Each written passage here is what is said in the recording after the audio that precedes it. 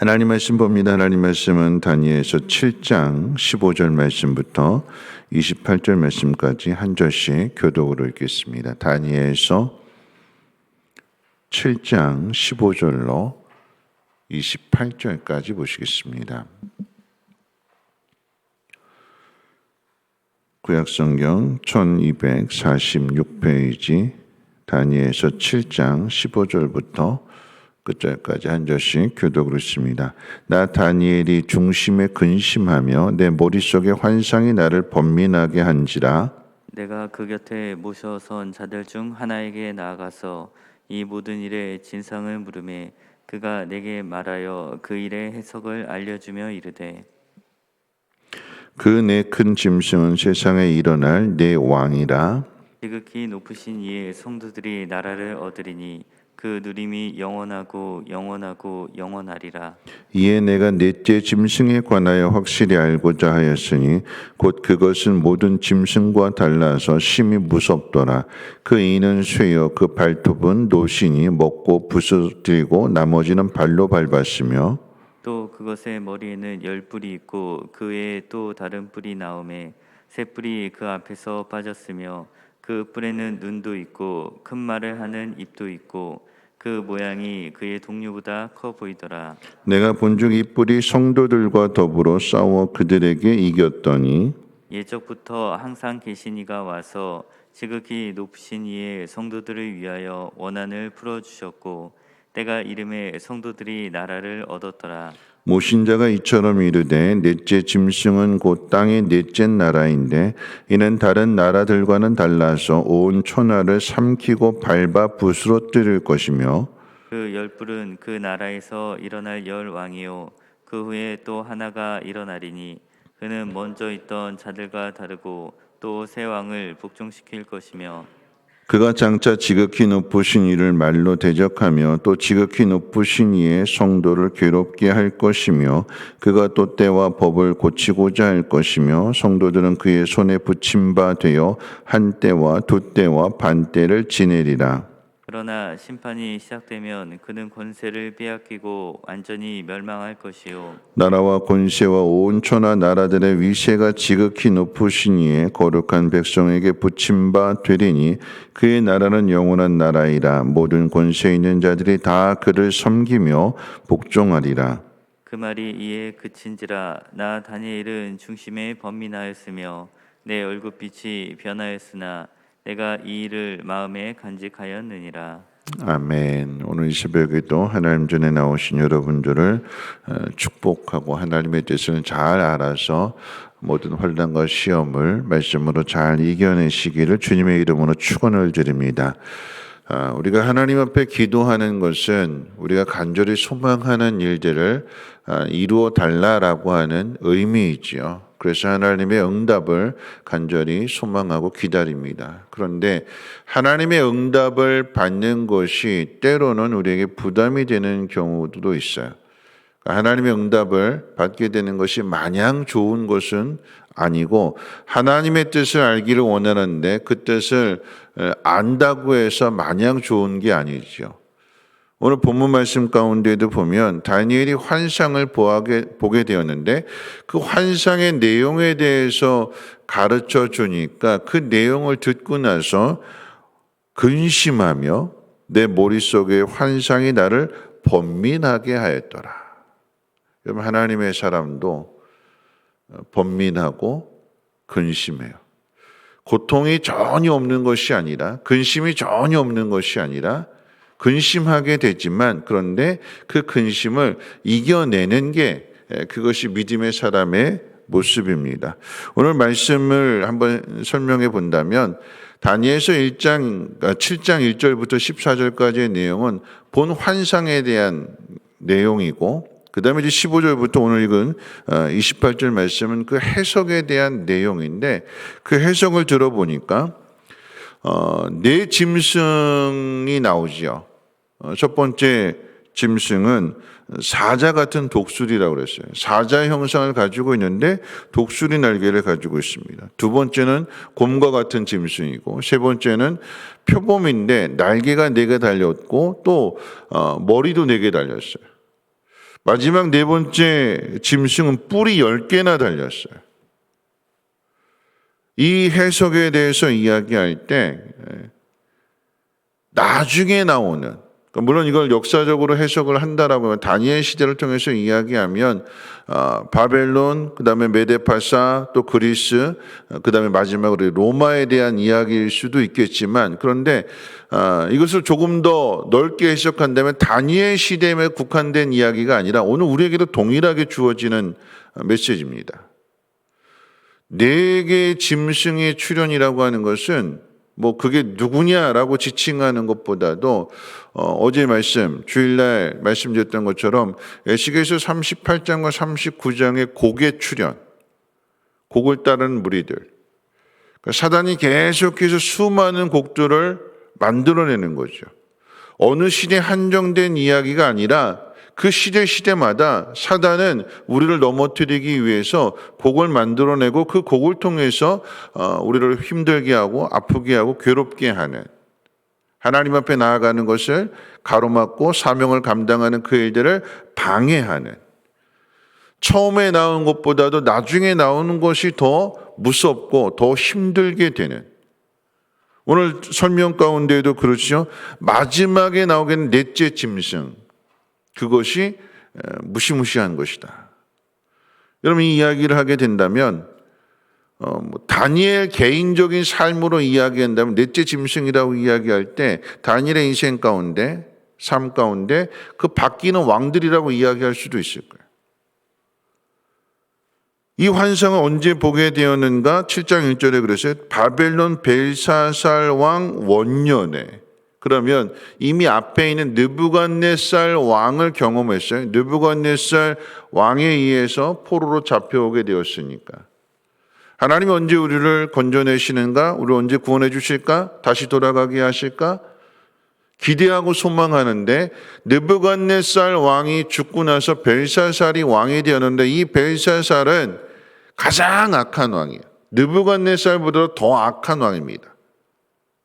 어느 정도로 악했느냐? 성경 표현대로 이야기하면 하나님의 성전에 있던 금 그릇에다가 술을 따라 먹을 정도로 두려운 게 없는 거죠. 자기 하고 싶은 대로 다 하는.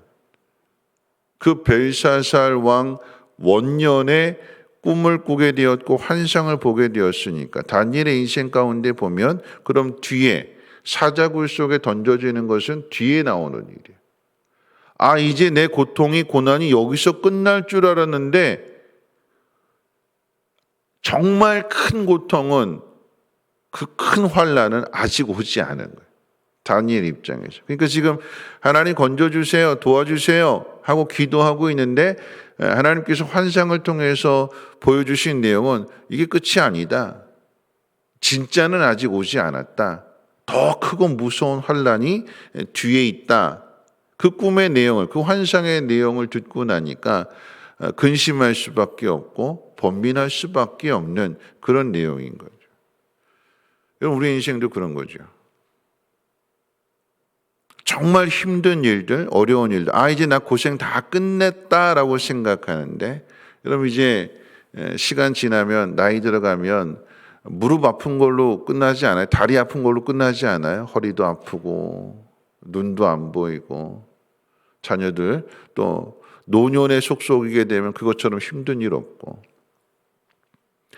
하나님이 끊임없이 우리로 하여금 한 번 모든 걸 다 이뤄놓고 큰 기업 하나 차려놓고 나머지 그냥 편안하게 살게 하는 그런 인생이 아니라 끊임없이 힘들고 어려운 일들을 만나게 하십니다. 왜 이렇게 만나게 하실까요? 왜 하나님께서 곡으로 하여금 우리를 힘들게 하는 일들을 하나님 허용하시고 허락하실까요?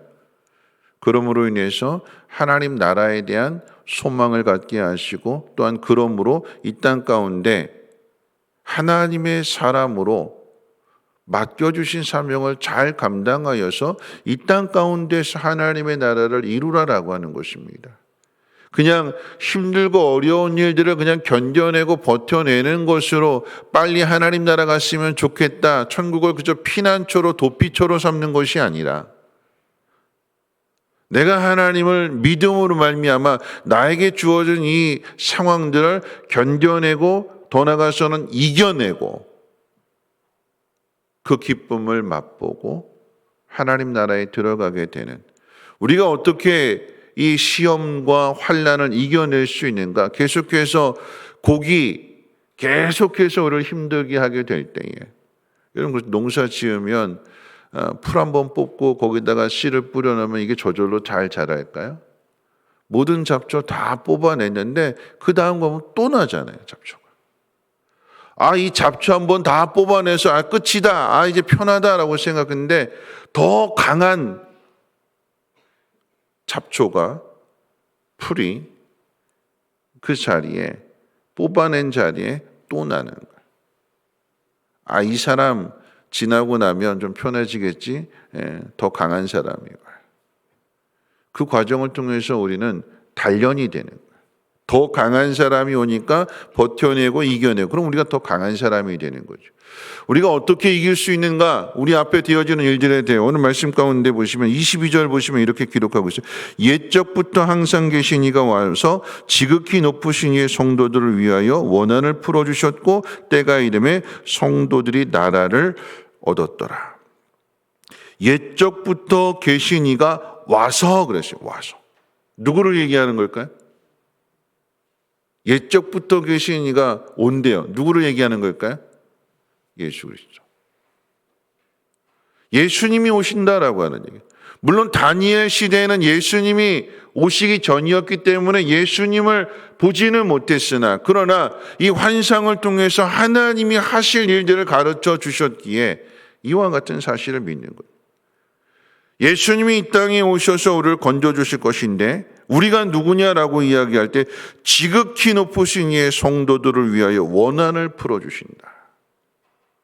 지극히 높으신 이의 성도들, 우리가 하나님의 백성들이고 하나님의 자녀들인데 우리를 위해서 하나님이 그 아들을 보내주신다라고 하는 사실을 다니엘이 환상을 통해서 보게 하시고 깨닫게 하심으로 인하여 내 앞으로 되어질 일들 보니까 무시무시한 짐승들이 나타나게 될 것이고 나를 괴롭히게 될 것인데, 그런데 그런 상황 속에서도 옛적부터 계신 이가 오셔서 나를 건져주시고 내 억울함을, 내 원한을 풀어주신다. 이게 위로가 되고 소망이 되는 것이고, 어제도 말씀드렸습니다만 곡의 기한을 하나님이 정해 놓으셨기에 하나님의 때가 되면 하나님께서 우리를 건져내시고 심판하시고 그 믿음에 따라서 하나님께서 우리에게 면류관을 씌워주시고 심판의 때가 오는 것이요 영원한 하나님의 나라가 그때 이루어진다라고 하는 것을 다니엘에게 보여주시게 되는 거예요. 그러니까 어떻게 해요? 견뎌내고 버텨내고 이겨내야 되는 거죠. 우리가 어떻게 이길 수 있는가라고 생각할 때에 하나님이 도와주셔서 이기게 되지만, 하나님이 어떻게 도와주시는가라고 생각할 때 우리는 나 혼자 싸우는 것 같아요. 내가 이거 어떻게 버텨내지? 어떻게 이겨내지? 그런데 다니엘만 있는 것이 아니라 누가 또 있을까요? 가깝게는 다니엘의 세 친구가 있을 것이고 또 누가 있을까요? 에스겔이 있잖아요. 에스겔. 같은 시대에 환상을 보고 하나님의 말씀을 가르쳐주는, 앞으로 되어질 일들. 다니엘만 그런 것이 아니라 에스겔도 있고 또 누가 있어요? 예레미야도 있고. 나 혼자 하는 것 같은데 아니요, 하나님께서 하나님의 사람들을 통해서 함께 협력하면서 하나님의 선한 일들을 이루어갈 수 있도록, 나 혼자만의 문제가 아닌 내가 있는 그 자리에서 믿음으로 그것을 이겨냄으로 인하여 연약한 성도들에게 위로를 주고 격려해 줄 수 있는 그 일들을 이루어 가시는 거예요. 하나님이 하시고자 하는 그 위대한 일들을 우리는 다 이해할 수 없습니다. 그래서 이해하지 못하기 때문에 우리는 힘들어요, 안 해요, 못해요, 근심하고 번민하게 되지만, 그 일을 하나님이 계획하셨고 하나님이 우리에게 가르쳐 주신다면 하나님이 이루어 주신다라고 하는 거잖아요.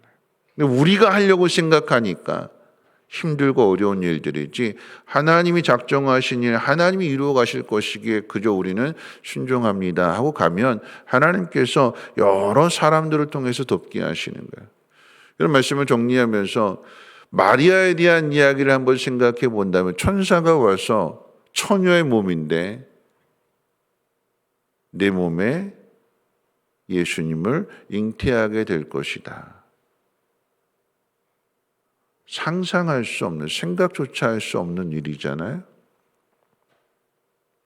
그냥 이렇게 이처럼 영광스러운 일이 어디 있을까 그렇게 생각하겠지만 여러분 그 당시에 정혼한 처녀가 임신하게 되면 결혼도 안 했는데 임신하게 되면 이거 돌에 맞아 죽는 일이에요.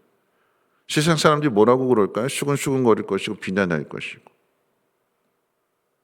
엄청난 일이야. 그런데 하나님께서는 요셉의 마음을 감동시키고 또 찾아와셔서 요셉에게 가르쳐 주심으로 인해서 요셉이 지켜주고 보호해주고 요셉만 있는 것이 아니라 그 앞에 친족이었던 세례 요한 그 일을 통해서 사가랴와 엘리사벳을 통해서 또 하나님께서 마리아를 위로해 주시고 나 혼자 감당하는 것이 아니라 그 일을 감당할 수 있도록 하나님이 도와주시는 거예요. 믿음으로 걸어가는 그 길 가운데 하나님의 사람들을 통해서 함께 협력하게 하시고 함께 그 일을 이루어감으로 인하여서 하나님의 나라를 세워가시는 거죠. 마리아가 뭐라고 이야기했어요? 주의 말씀대로 이루어지리이다. 오늘 다니엘은 뭐라고 그랬을까요? 번민하였고 근심하였고 얼굴빛이 변했어요. 이걸로 끝이다. 이제 고생 끝났다. 이제 곧 되겠지 그랬는데 아니다. 더 무서운 것이 있다. 그 말씀을 듣고는 얼굴빛이 변했다고 그랬어요. 근데 마지막 절에 뭐라고 그랬어요? 말씀을 마음에 간직하였더라. 더 무서운 것이 올 것이지만 그게 끝이 아니다. 하나님이 오셔서 그 모든 것들을 심판하시고 하나님의 나라를 이루어 주실 것이다. 그 뒤의 말씀을 마음에 새기게 되니까 이제 앞으로 일어나게 될 사자굴의 그 위협 앞에서도 두려워하지 않고 믿음을 지키고 창문을 열고 하나님 앞에 기도하는 모습을 보여주는 거지요. 오늘 저와 여러분들의 마음속에 이 하나님의 말씀을 간직함으로 인하여서 힘들고 어려운 상황 속에서도 창문을 열어놓고 기도하는 그 자리를 놓치지 않는, 그러므로 하나님 우리를 도우시고 건져내시고 하나님의 나라를 이루어 가신다는 것을 세상에 널리 알릴 수 있는 믿음의 삶을 살아가시기를 주님의 이름으로 축원을 드립니다. 우리 찬송가 359장 찬송하신 후에 함께 통성으로 기도합니다.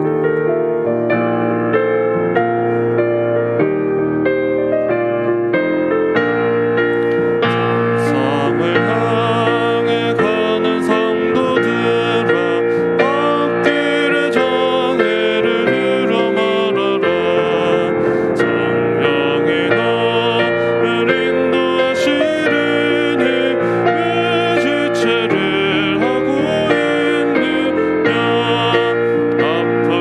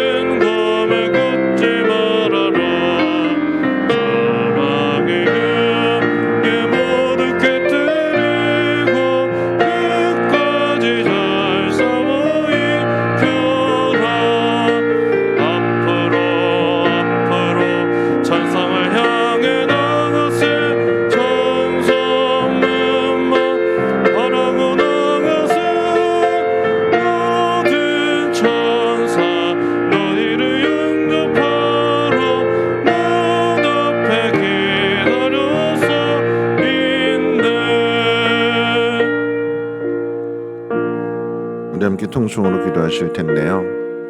우리들 좋아지기를 바라고 고통과 고생이 좀 끝나기를 바라는데 사단은 계속해서 우리를 힘들게 합니다. 가로막고 방해하고 시험에 빠뜨리려고 합니다. 이런 일들이 없었으면 좋겠는데 이런 일들이 일어나는 것은 하나님이 허용하시는 것은 단련되어지라라고 하는 거죠. 이겨내라라고 하는 것입니다.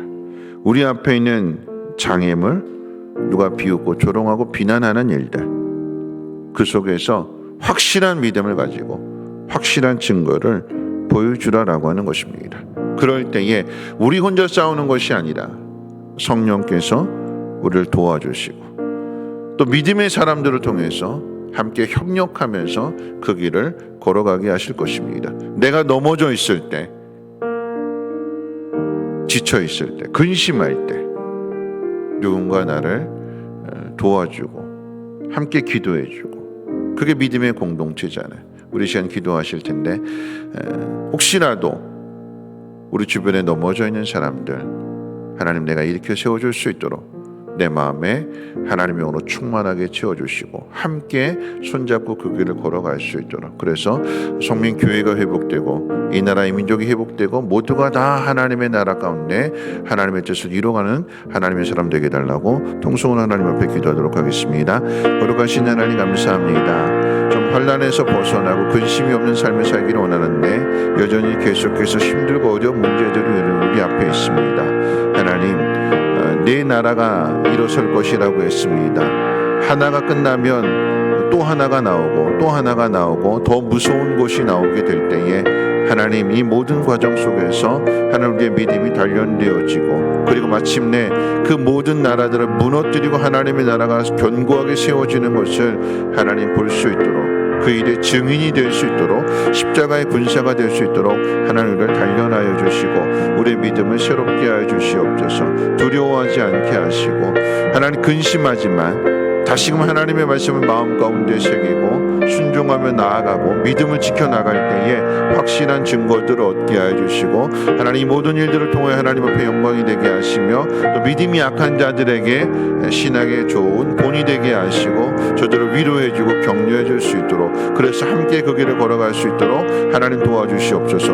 혼자 다뤄가는 것이 아니라 수룹발배와 함께 많은 사람들이 돌아가고 에스라와 함께 많은 사람들이 돌아갔던 것처럼 하나님 함께 가기를 원합니다. 넘어진 형제들을 일으켜 세우게 해주시고 낙심하고 실망한 영혼들 돌아보며 하나님의 사랑으로, 하나님 말씀으로 위로하고 격려함으로 인하여 함께 그 길을 걸어갈 수 있도록 하나님 도와주시옵소서.